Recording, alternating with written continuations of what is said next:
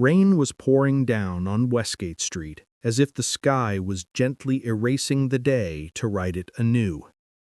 Inside Maple Leaf Books, the air smelled of coffee, old wood, and that particular dust born between the pages of stories. Emma Carson stood by the poetry shelf, wiping the covers with a small cloth, a familiar, soothing motion, almost like breathing.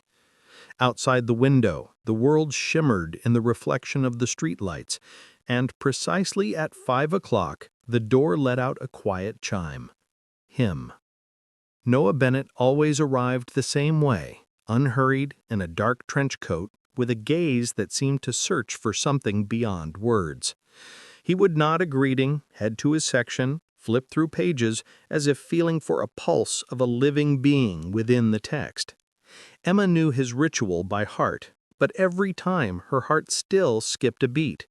She pretended to be arranging the books, yet caught herself listening to the rustle of the paper in his hands. "New arrivals today?" he asked for the first time in months. His voice was deep, calm, with that easy sincerity that couldn't be faked. A few volumes of Whitman, a new edition of Dickinson, and a collection by young poets from Boston. "Would you like to see?" "I'm already looking," he said, and smiled faintly. 5 minutes later, he placed Leaves of Grass on the counter, a bill, a short thank you, and the chime of the door again. That evening, as Emma tidied the shelves, she found a slip of paper inside that very book, yellowed like an autumn maple leaf. "I am large, I contain multitudes." Whitman, but the handwriting was not printed, it was alive. Noah had held this book today. She reread the words again and again as the lamplight fell on her palms, like a stage where something important was about to happen. The following week, a new Friday, the same chime. He arrived as always. He chose a different collection, Dickinson this time. When he left, Emma couldn't help but open it. Inside, a new note. "If I can stop one heart from breaking, I shall not live in vain." Her fingers trembled. This was no longer a coincidence. That night she sat for a long time over a cup of coffee, listening to the rain stop outside and the city fall quiet. The thought of this man, a stranger, yet strangely close, would not let go. What was he looking for? Whom? She decided to reply. The next Friday, while Noah was browsing, Emma quietly tucked a piece of paper in her own handwriting inside the pages. Maybe sometimes the books choose us, not the other way around? When he came to the register, their eyes met. Very briefly, but Emma noticed something flash in his eyes. Surprise, perhaps even warmth. He left, and a week later, his handwriting awaited her in the same book. Or maybe people choose people, just don't admit it right away. She smiled, and from that moment, Fridays were not just a day for her. They became an anticipation. She wrote to him, short lines, snippets of thoughts, playful questions. He replied. Their correspondence lived between the pages, invisible to the world, yet real. With each week she noticed more. The way he tilted his head when he read, how carefully he put down a book as if it were alive, how he looked at her when he thought she wasn't watching. Sometimes she caught herself trying to guess who he might be. A writer, a literature professor, someone who had lost a loved one. She sensed a story behind his silence. One day he picked up the poetry collection, Between Silence and Song, and at that very moment she thought, that is exactly about us.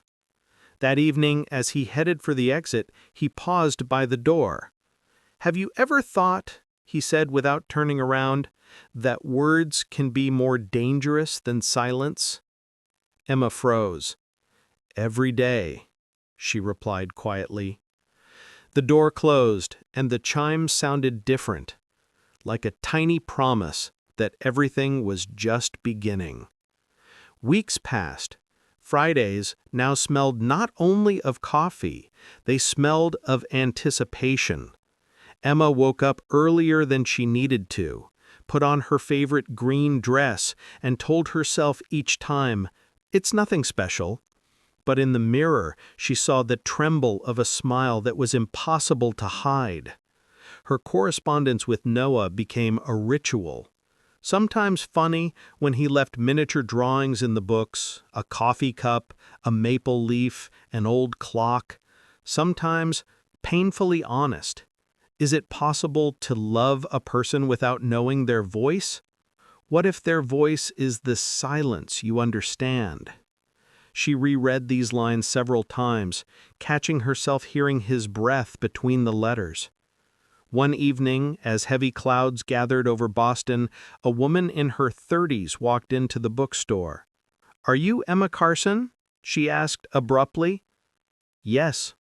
Emma set down the books and nodded, a little confused.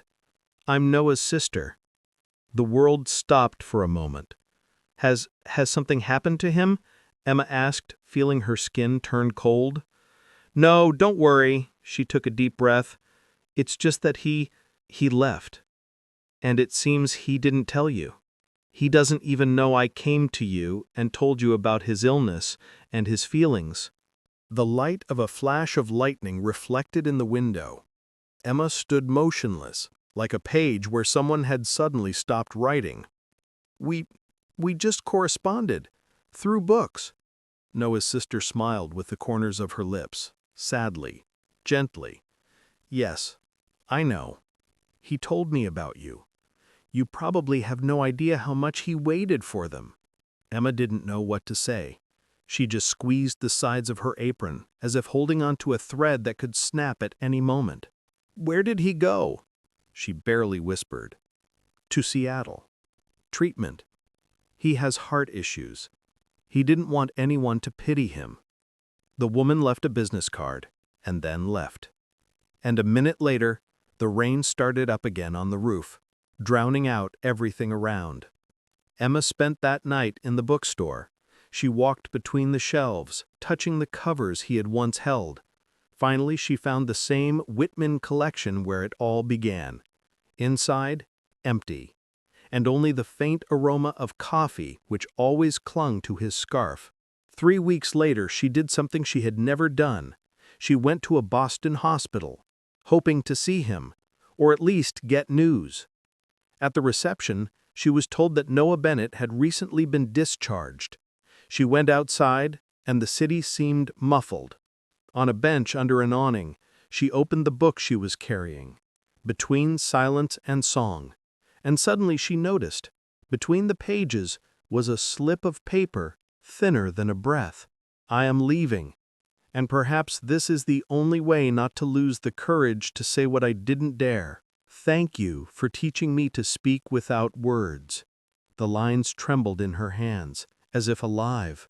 She didn't know if she was crying or just feeling something inside her quiet down, making room for the new. A month passed. Emma returned to her usual rhythm: coffee cups, customers, the rustle of pages. But inside, the feeling lingered that Noah was still here, in the air, in the old books, in the light that fell through the pane at 5 in the evening. One morning, an elderly couple came in. They were buying a Rilke collection. Emma, without thinking, hid a small slip of paper inside. Words are keys. Sometimes they open not doors, but hearts. A week later, someone left a reply. "Thank you. I needed that today." Emma smiled. Maybe that's how it should be. This invisible chain that continues someone else's story. And in the evening, as she was locking up the bookstore, someone knocked on the window. A man in a dark coat stood on the street, wet hair, a familiar profile, a hint of a smile. She didn't believe it right away. "Noah?" He nodded. And then she understood. This was not the end. It was a pause before a new chapter. The chime above the door made the familiar sound, quiet, fragile, like a breath before a confession. Emma stood motionless. The world seemed to blur around her, leaving only him, Noah. The same trench coat, the same calm demeanor, but his eyes were different, deeper, changed. A man who had gone through pain and returned. "You," she couldn't finish, her voice was gone. "I knew you'd recognize me anyway," he said quietly. "I'm sorry for disappearing. I couldn't tell you everything, back then." She took a step forward. The bookstore smelled of coffee, dust, and rain, the same rain that poured on the first day they met. "You didn't have to explain anything, but," Emma smiled through her tears, "I found your note, and I couldn't stop leaving my own." Noah nodded. Glancing at the shelves where hundreds of small slips of paper, like thought petals, were hidden between the volumes. "I saw," he said. "When I returned to Boston, I came by a few times, but I didn't dare to go inside. I watched from the street. And what made you cross the threshold today? Perhaps that same line from Whitman, about the universe inside us." He smiled. "I realized that a part of my universe was left here." Emma inhaled. "You look better." "Thanks to a new heart," he joked. "But strangely, it beats a little differently than before. Maybe it just learned to hear more than sounds?" she replied, trying not to cry. He laughed quietly, a sound she had never heard from him before, but which she recognized immediately. "You leave notes not just for me, do you? Now for everyone. It's my way of talking to those who are silent." He walked around the counter, went to the poetry shelf. His fingers slid across the spines of the books. Then he pulled out the Whitman volume, opened it, and a white card fell out from between the pages. "I left this morning," he explained. "I wanted you to find it." Emma picked up the slip. "Not every story has to have an ending. Some just change form." She looked up. "So what now?" "Now," he shrugged, "maybe it's time to write something not between the pages." They sat at a table by the window, where the evening city was reflected.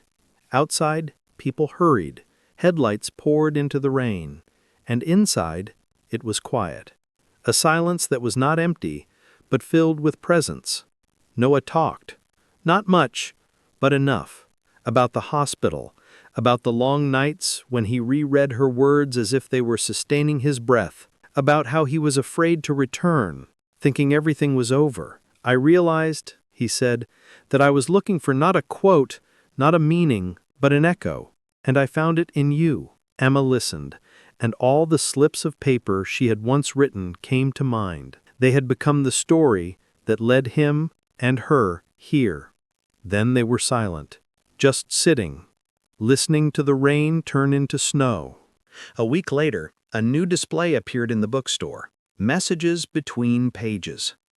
It held a box for notes and a small sign, "Leave words if you don't know how to say them aloud." Emma put the first slip there.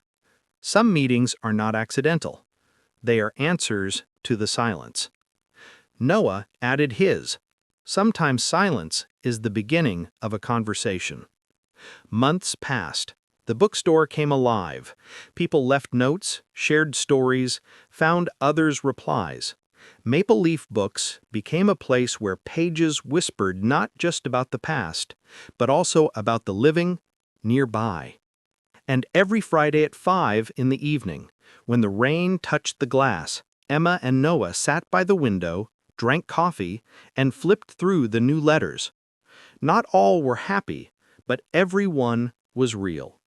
She sometimes thought, maybe the books really do choose us. But now she knew for sure, sometimes people do too. Because between the words, between the silence, between the pages, they found not just a story, they found each other.